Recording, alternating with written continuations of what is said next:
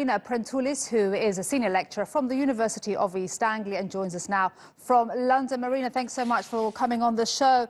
So here we are. British MPs have given preliminary support to Boris Johnson's withdrawal bill. Tell us, how important is this landmark now? Finally, this has happened. Yeah, of course. Now, what this means today is that Britain is going to live with a deal. We have already done the first step, and the worst case scenario, which for Britain was the no deal Brexit, it has been avoided. So we saw that the Parliament, as you said, with a great majority, has preliminarily approved the deal of the Prime Minister. Nevertheless, I have to say that this is not the whole story, because we still have a lot of negotiations that they are going to decide our future relationship with the EU. So when the Prime Minister is saying that Brexit is done, this is not true. We have another year where this transition period where Britain will be discussing with the EU what will be their future relationship. And of course, as you very well know, there are a lot of problems with the deal, the withdrawal agreement, but also a lot of problems that the Prime Minister will face in the future. One of them being the independence referendum in Scotland, but also the relationship in Northern Ireland, and if there is going to be a border there. So the Brexit is far from being done. We have another year that there will be a lot of negotiations going on. Absolutely. And Marina, how would you describe how the UK feels after 3 years of just such bitter divisions? And can it heal?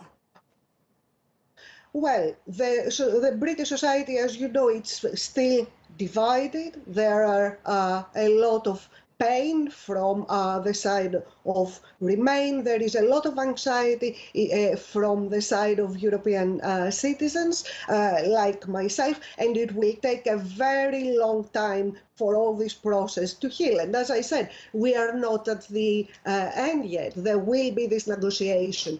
And we saw something else very important that happened, that the moment that the Prime Minister announced that there will be no extension of this transition period, so all negotiations have to be concluded by the end of 2020, the pound went down again. So it is very important to see what is going to happen during these negotiations. And for Britain, of course, it will be very important to end up with a good relationship with the European Union. Otherwise, that may mean a lot of trouble in Northern Ireland, tariffs of the goods between Britain and the European Union. And we should never forget Scotland, which, as you know, it has demanded another referendum on its independence, although the Prime Minister has refused that.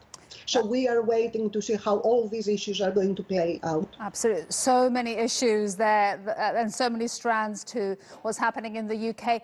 But a final question for you. How does the Labour Party put itself together again and recover from the blow it had last week? Sorry, I didn't hear you. You said about the pound? The Labour Party. How does the Labour Party recover?